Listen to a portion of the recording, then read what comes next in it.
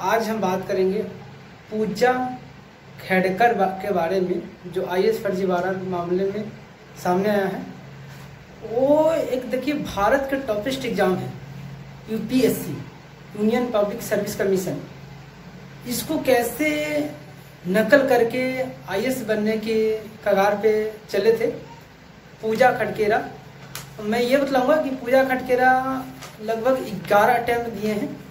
वो मतलब कि जो कास्ट सर्टिफिकेट होते हैं उसको हर बार चेंज करा चला कर, कभी जनरल से, ओबीसी से, कभी एससी से, एसटी से, कभी पीडब्ल्यू से, मतलब कि हमेशा मतलब कि कोई ना कोई ऐसा रूप अपनाते थे कि हम आईएएस एग्जाम दे सकें। क्योंकि जनरल के हैं 6, ओबीसी का 9 और एससी एसटी में 37 साल तक अनलिमिटेड है। तो मैं यही कहूँगा कि जो पूजा आईएएस खटकेरा जो है इतना बड़ा धांधली जो किया है, तो इस पे जैसे यूपीएससी में पीडी भी होता है, मेंस भी होता है, इंटरव्यू भी होता है, ये तीनों में बच गई और ट्रेनिंग के दौरान पकड़ाए हैं। तो मैं ये बतलाऊंगा कि जो कास्ट सर्टिफिकेट बनवाते थे उसमें हमेशा कभी नाम बदलते थे, कभी पापा का नाम, कभी मम्मी का नाम, कभी अपना नाम, और जो कि खुद एक एमबीबीएस है। अब समझ लीजिए कि एमबीबीएस होते हुए भी जब इतना गलती कर रहे हैं, फर्जीवाड़ा कर रहे हैं, तो फिर उसके नकल तो और भी करने वाले हैं। वैसे वैसे 1-2 और हैं नकल, लेकिन मैं अभी पूजा खटकेरा के बारे में बात करूंगा कि उनके पापा भी एक आईएएस ऑफिसर हैं पुणे के।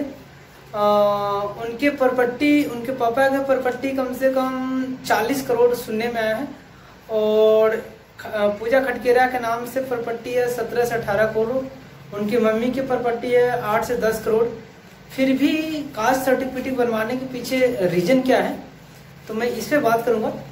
रीजन यही है कि उनको सिर्फ लाल बत्ती ही चाहिए और पावर चाहिए। इसके कारण जो है ना, वो अपने हर एक पावर के मतलब उसको पावर चाहिए थी कि लाल बत्ती हमको होनी चाहिए। इसी कारण वो जो है हमेशा बार बार चेंज करा करके कास्ट सर्टिफिकेट चेंज करा करके, कभी अपने बतलाते थे कि अंधे बन करके, मतलब कि जिससे आरक्षण ज़्यादा मिले, और कभी कुछ बतला करके मतलब कि ऐसे मतलब कि एक गुमराह करते थे यूनियन पब्लिक सर्विस कमीशन को, गुमराह कर करके मतलब कि वो आईएएस बनने की कगार पर थे।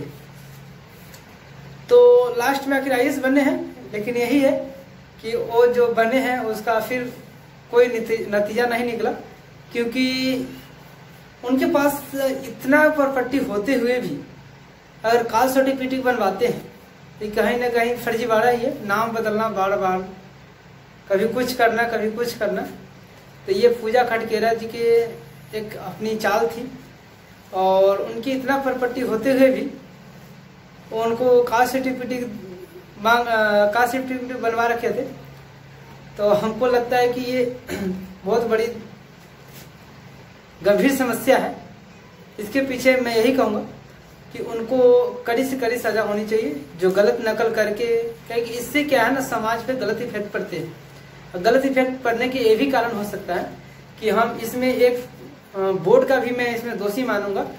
जो यूनियन पब्लिक सर्विस कमीशन इतना भारत का सबसे टफेस्ट बोर्ड है, कहीं ना कहीं ये लोग अगर पहले पकड़ लिए रहते तो इतना आगे तक इतना अभी मामला नहीं चलता। क्योंकि 11 अटेम्प्ट दिए हैं, 11वें अटेम्प्ट में जाकर के लगे हैं, जो कि SC ST का मतलब बनवा रखे थे कास्ट सर्टिफिकेट, और उसको बाद जाकर के ये एग्जाम पास किए थे। तो मैं यही कहूँगा, उनके पापा भी धांधली के मामले में, करप्शन के मामले में उनको भी छानबीन हो रहा है, मतलब भागे हैं अभी कहीं। और उसके मम्मी अभी जेल जा चुकी है, क्योंकि उनकी मम्मी किसी को, गरीबों को जाकर के धमकी, बंदूक निकाल करके धमकी दिया था। तो मैं यही कहूँगा कि ऐसा नहीं होना चाहिए। ऐसे होने से हमारे भारत के समाज पे गलत प्रभाव पड़ता है। और गलत प्रभाव पड़ने का एक भी कारण हो सकता है कि जो भारत का इतना टफेस्ट एग्जाम है, इसको बहुत मतलब कि इसको पाने के लिए बहुत कठिन मेहनत करना पड़ता है। मैं यही नहीं कहूँगा कि वो नहीं कर सकती थी, अगर पहले कर लिया रहा था तो इतना उनके समस्या झेलना नहीं पड़ता। तो कहीं ना कहीं वो ज़रूरत नहीं है कि आप आईएएस एग्ज़ाम ही दें, और बहुत सारा ऐसा एग्ज़ाम है कि उसको दे सकते हैं, बहुत सारा बिजनेस है जो कर सकते हैं।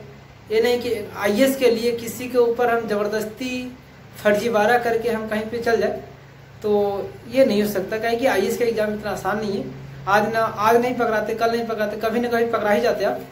तो मैं यही कहूँगा कि ऐसा नहीं होनी चाहिए थी। जो भारत के जो चेयरमैन है, यूपीएससी का जो चेयरमैन है अभी मनोज सोनी, वो भी इस्तीफा दे दिए हैं, और देखते हैं आगे कार्रवाई क्या होती है।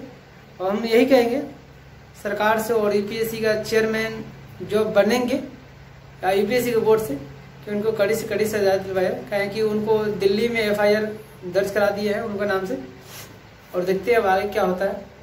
ऐसा फर्जीवाड़ा मैं अभी तक अपने ज़िंदगी में पहली बार देख रहा हूँ, कि जो कि वो भी एक यूपीएससी में।